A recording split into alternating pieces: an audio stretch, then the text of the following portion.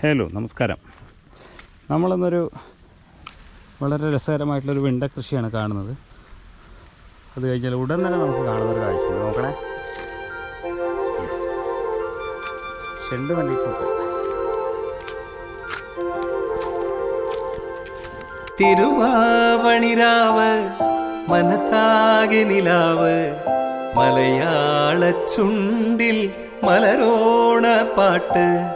തിരുവാവണിരാവ് മനസാകെ നിലാവ് മലയാള ചുണ്ടിൽ മലരോണ പാട്ട്.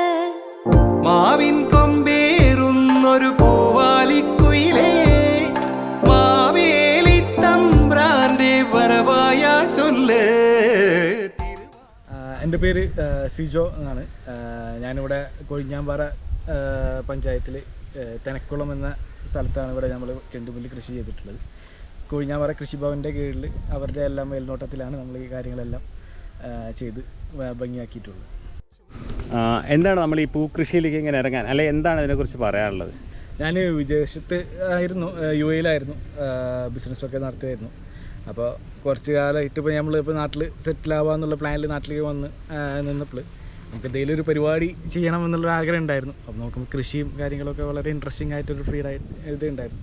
നമുക്ക് അവൈലബിളായിട്ടൊരു പ്ലോട്ടും കൈവശം കിട്ടിയപ്പോൾ ഇപ്പോൾ ഈ ഓണം സീസണും കാര്യങ്ങളൊക്കെ ആയിട്ട് വന്നപ്പോൾ നമ്മൾ എന്തായാലും ഒരു പൂ കൃഷി, ഒരു വെറൈറ്റിയാണ്, നമുക്കൊരു മനസ്സിനും സന്തോഷം കിട്ടുന്ന കാര്യമായതുകൊണ്ട് ഒരു പൂ കൃഷി ചെയ്ത് നോക്കാം എന്നുള്ളൊരു പരീക്ഷണത്തിൽ നമ്മൾ ഇറങ്ങിയതാണ്.